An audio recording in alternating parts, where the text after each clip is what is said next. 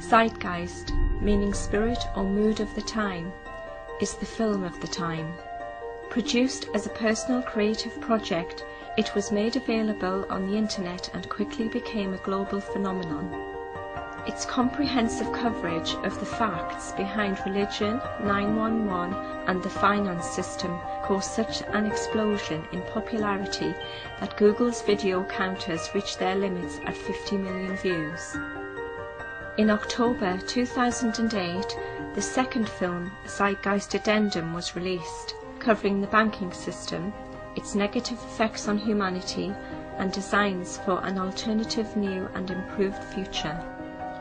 Peter Joseph, director of Zeitgeist and Zeitgeist Addendum, talks with us about his reasons and inspirations for creating both films and his hopes for the future of humankind.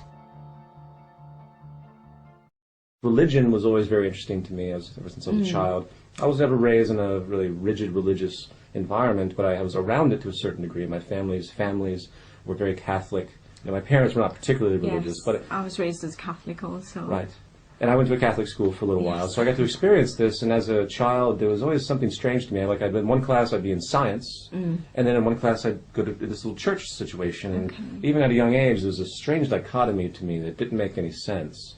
And not to say that all religions are, don't have a value. They actually all very much do historically, and there are a lot of people that see the film, they get the wrong impression about what I'm trying to say about religion. In the first film I deal with the history of religion. That's sort of a history that no one really talks about because it's not the established representation. Right. I must admit, when I first watched that myself, I was absolutely flabbergasted when you show how the Christ religion and how many others came in under very, very similar situations, and that absolutely knocked my socks off because I never knew anything like that. Yeah, the dying and resurrecting God-man. That's right. Has been going on for millennia, for ages, and it's a symbolic rebirth. As early pagan ideology, it's where you're born again. All these goes right to the Druidism and the solar cross. Oh, absolutely. The birth of the sun. It's age old, exactly, and it has multiple symbolisms apart from the sun as being its core. Like astrotheology is the terminology used to describe this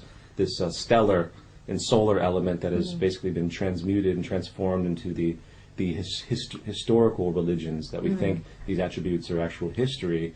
When if you look far enough back, you see that it's basically pure allegory. And that even though there were certain characters that emerged historically, say in Christianity, there probably was somebody that fulfilled some role that this Christ character was assumed. But by the time the Bible came to fruition, the Christ character was transformed into a totally mythological figure. I guess you must have miffed off a lot of Christians when you put this out there. And they misinterpret, I believe, because even if he didn't exist, it doesn't matter. It's the message. It's the message. It is the message, yes. They shouldn't be... I don't believe... Religion has a propensity towards materialism. They don't call it materialism, but they hold on to something, and they really can't break away from it. And that's the definition of materialism in my mind.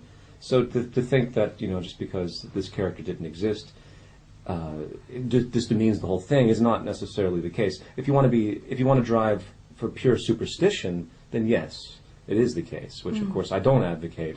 I think philosophy is much more important than, obviously philosophy. Superstition is a derogatory sort of term, but when it comes to these notions of the man dying for your sins, I think these are misconstrued.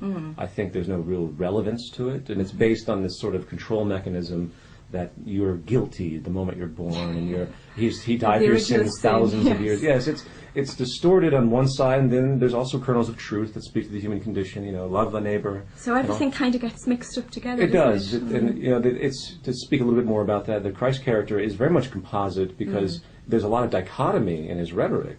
In one passage he says, I don't bring peace, I bring the sword. I want to have, your neighbor against neighbor. And then another passage is love thy neighbor and love your enemies, So it's a bit of a mixed message, isn't it, really? Well, because it's a composite text, and that makes sense. You find these dichotomies, these yin and yangs happening all through lots of different God-men that have existed.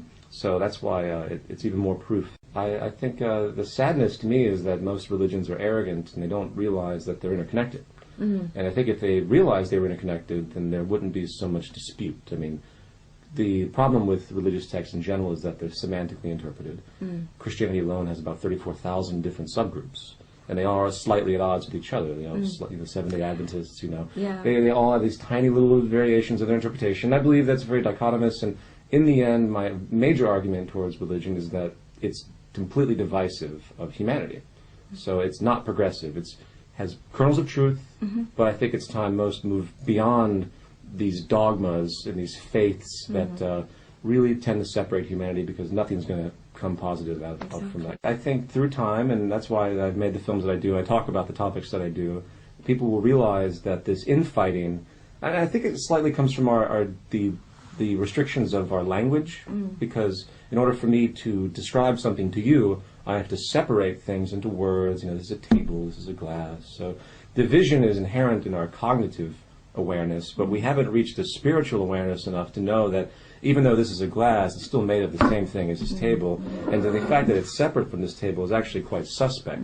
It just looks that way because of our five-sense reality. Molecularly, when you get into quantum mechanics and high levels of science, it's more of like a sea of molecules. There's different things that happen over time spans that are so vast that we can't really recognize, so we don't see them. Like if I have my hand on here long enough, it's going to make an imprint on this table through the chemicals that will emerge and come together. So there's no separation. It's an illusion.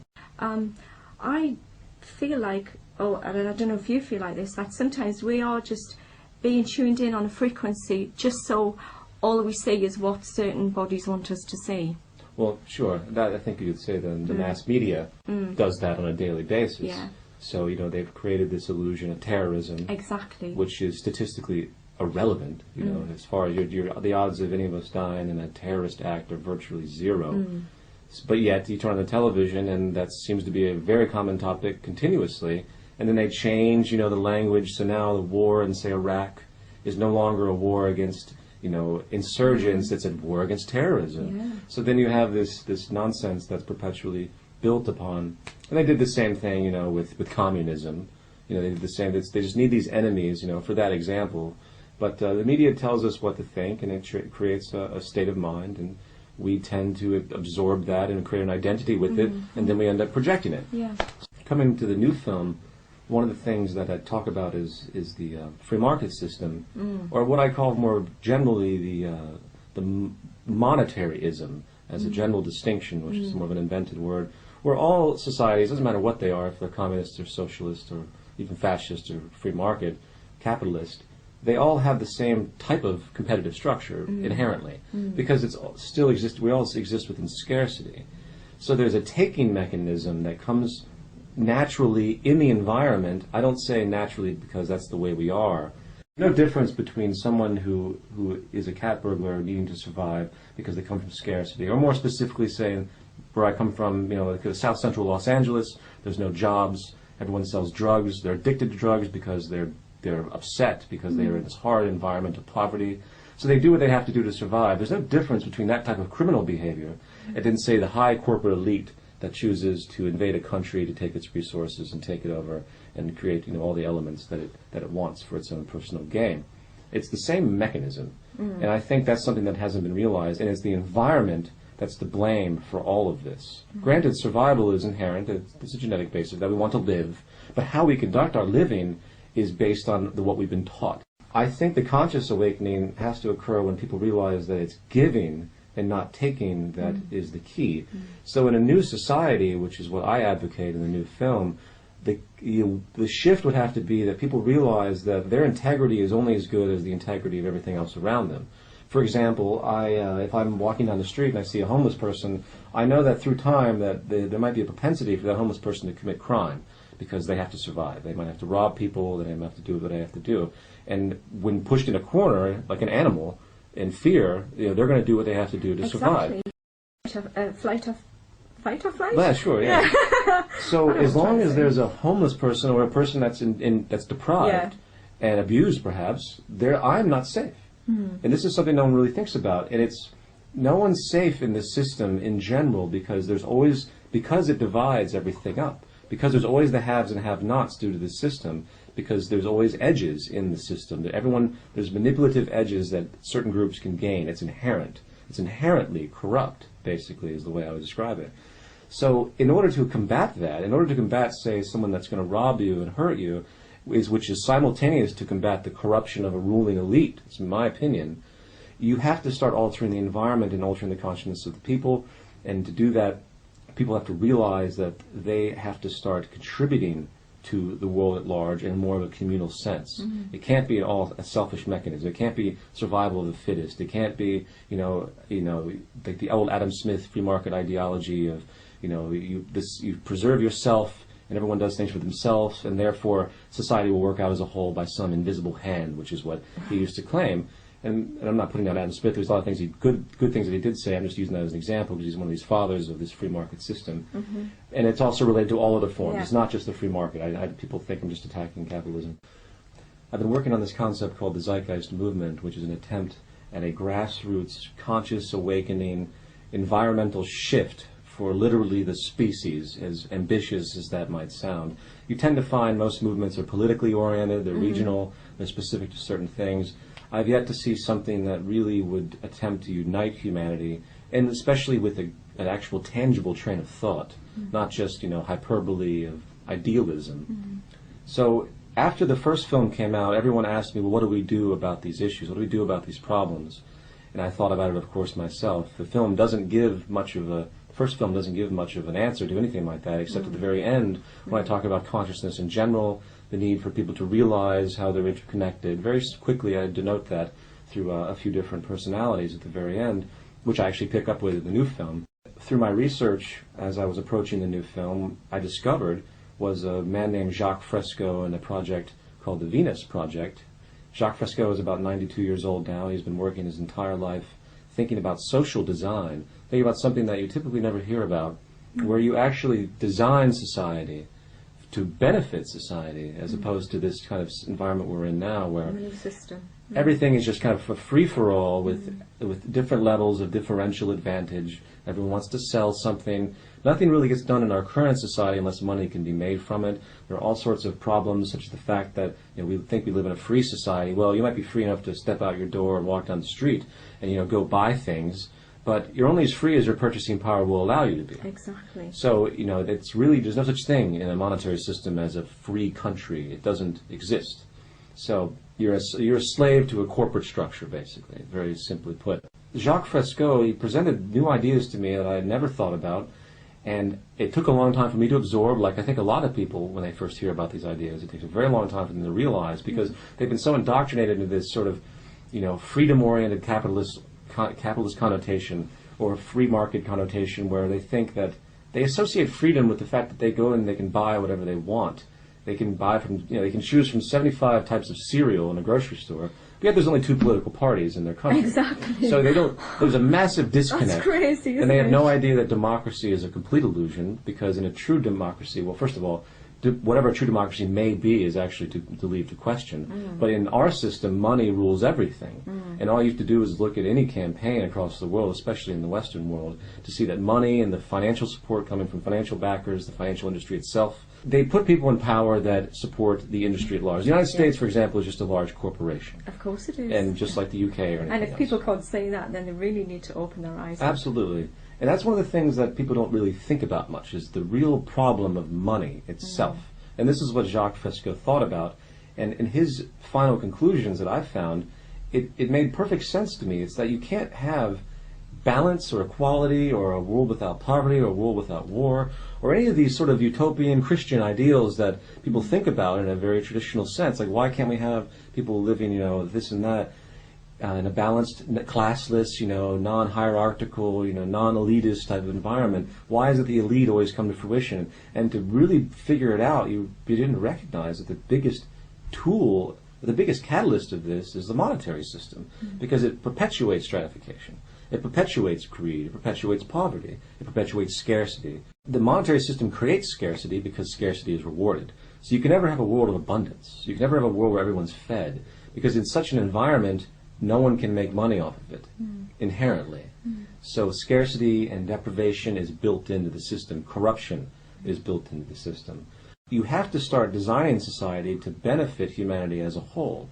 And scarily enough, to many people in this fearful New World Order kind of environment of people that think this way, you need a certain degree of technological world unification in order to do so. And when I say this, a lot of people say, whoa, that's like one world government. And if people think about that... Yes, that's been on a lot of people's lips, actually. They're very scared about how it could go down that path. Sure, but there's an inherent fallacy to these notions.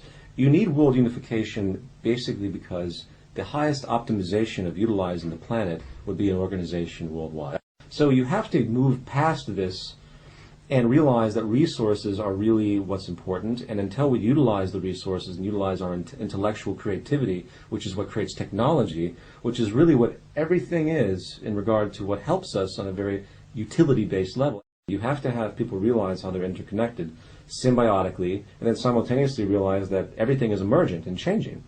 And those are two things that people don't recognize. The arrogance of religion is such where people believe they're separate, they believe they're special, they think that they're different for some reason than a bug or something. And the reality is there's no difference whatsoever. But this is what they've been taught, and this is our primitiveness that perpetuates. It keeps us divided, keeps us separated from nature. Because once you step back and realize how we're connected to nature, and again, first of all, we're connected to nature to the effect that everything we do has a cause and effect, and with each other and everything else, and with the environment.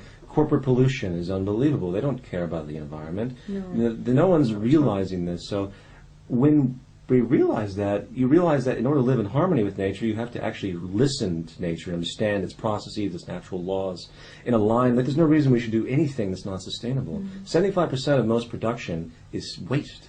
So to make anything, it's just there's so much waste involved. Not to mention, for example, a computer is made out of materials that are only durable to the extent that the market system will allow for them to maintain market share.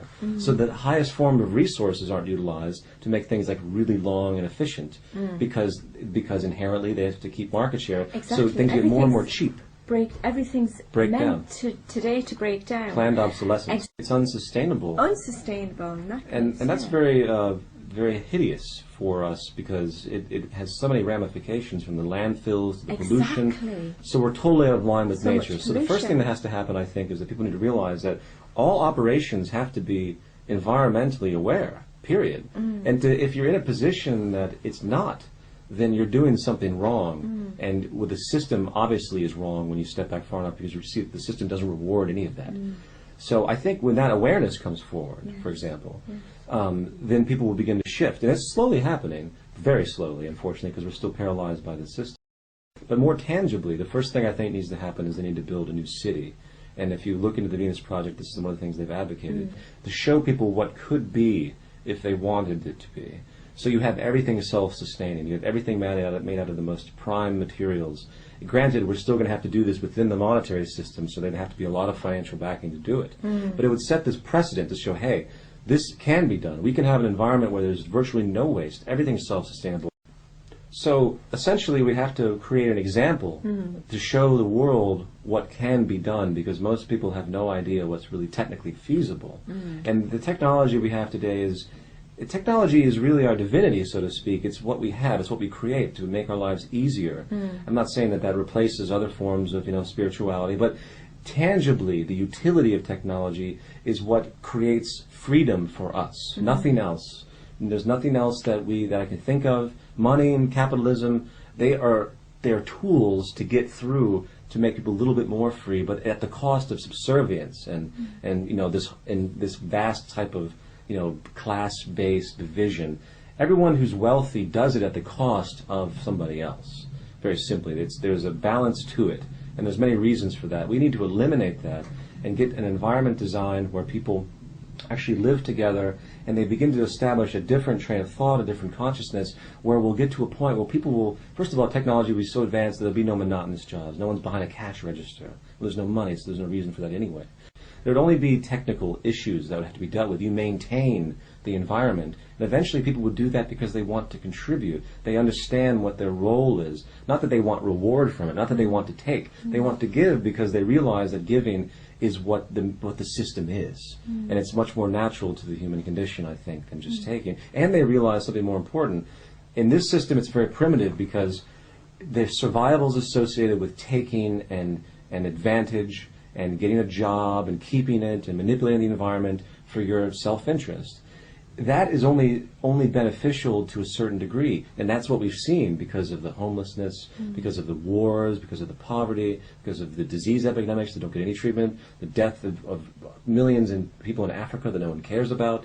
This is the cost of this. So it's in their own self-interest in a different way to actually contribute to society, and that's really the awakening that needs to happen, and that's what the entire element is completely about with the Venus Project and the Zeitgeist Movement, which is a grassroots means to try and get this information out there, get this understanding out there, and get people motivated on a global level to move forward in this direction. If this could happen and we could all work together for a project such as like the Venus Project, but I think unfortunately the people who are in control at the top have got such like ingrained and they have such power. Sure. And every day you're seeing them take more power. Well, in the short time we still have to do the general activism. Yeah. We still have to combat these things on a fundamental level, and a traditional level, traditional protest level, traditional activism level. But I think over time, the power elite is only as powerful as the people that support their system, which is why I advocate at the end of the new film to start boycotting different attributes of the system. For instance, if no one ever joined the military ever again, universally, there'd be no war.